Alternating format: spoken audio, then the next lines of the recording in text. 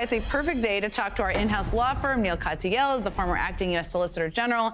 Andrew Weissman is the former General Counsel at the FBI and a senior member of Special Counsel Robert Mueller's team. He's also the co-author of a brand new book you may have heard and you may have even purchased, given how well it's doing, called The Trump Indictments, the Historic Charging Documents with Commentary. Okay, Neil, lots to get to. So let me start with you. James has already filed the judgment in Westchester County. That makes people kind of excited, where Trump has two properties. One, this is a two-parter. Does this mean the seizures are imminent? And what else do you expect to see tomorrow if Trump doesn't deliver on the money he owes? So, Jen, there is a reason why I think some people are calling Donald Trump Don Corleone right now, and it's because he's kind of talking out of both sides of his mouth. His lawyers say he can't get the money in time. He's getting on Truth Social, his social media platform, and saying he can.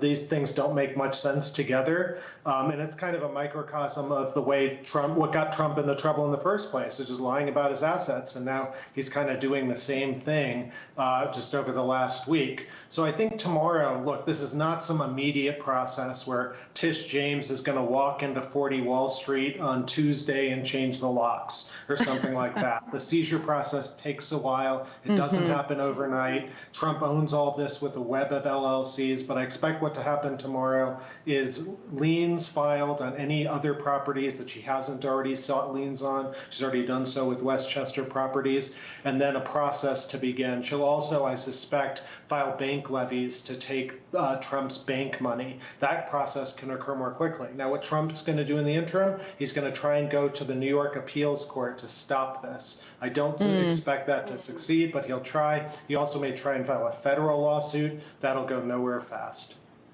Ugh, lot to watch tomorrow. Everybody has to have their Wheaties. So, Andrew, as I was just saying, and Neil, my goodness, alluded to, Neil, I'm so sorry.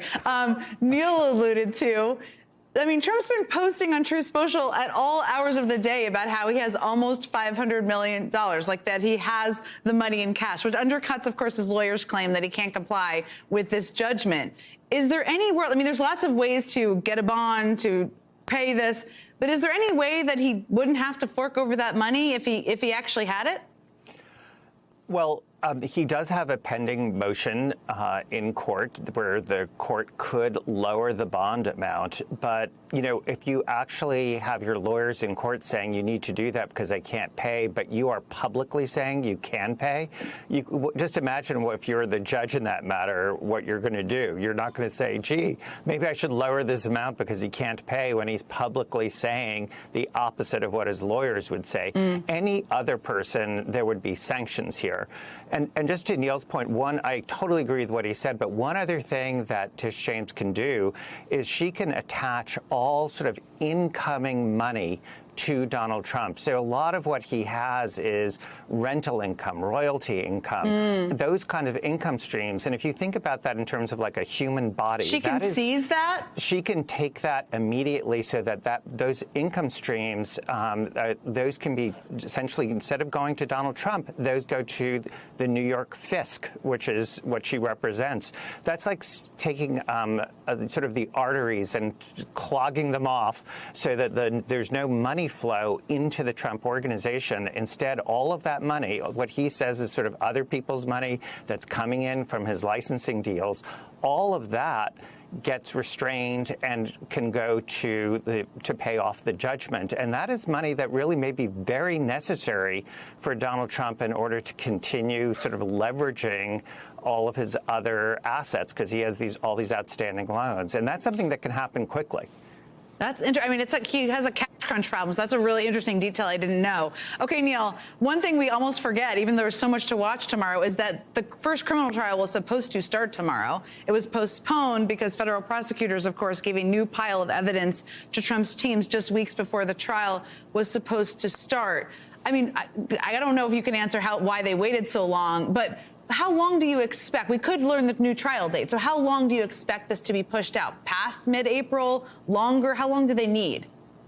Yeah, I don't think they need very long. It's true that there were a huge number of documents, maybe even 100,000, that were turned over. Almost all of them were irrelevant according to the prosecution's filing in the case. It's just a couple of hundred pages. So I don't expect a long delay in this process. Trump's lawyers are trying to make a mountain out of a molehill, but I don't think it's going to go anywhere. And I suspect we will see a trial beginning in about a month by the Manhattan District Attorney. And that's a criminal trial against Donald Trump for the payments to Stormy Daniels. All right, we're going to go to Florida before we go here. So, Andrew, there's this question about Trump's trial and charges that he mishandled classified documents. I mean, the judge presiding over this case, Aileen Cannon, flummoxed judges, not my words, and lawyers this week when she gave both sides 2 weeks to craft jury instructions around competing interpretations of the Presidential Records Act. Explain to us why that is so peculiar, and tell us, what does it tell us about where Judge Cannon stands right now?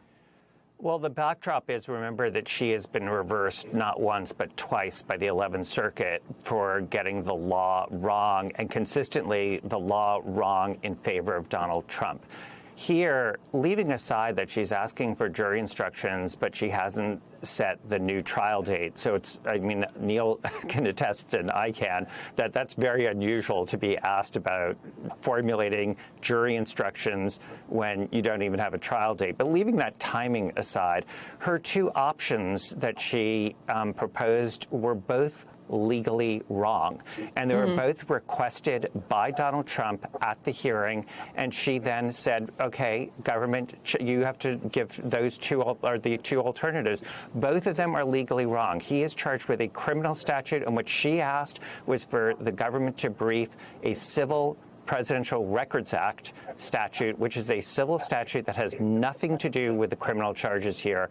The main issue is, for Jack Smith, is where does he think he has the best shot to get back to the 11th Circuit, because this really cannot go on any longer. Neil Katyal, Andrew Weissmann, thank you as always. We went quite around the world there. Appreciate you joining me this afternoon so much, as always.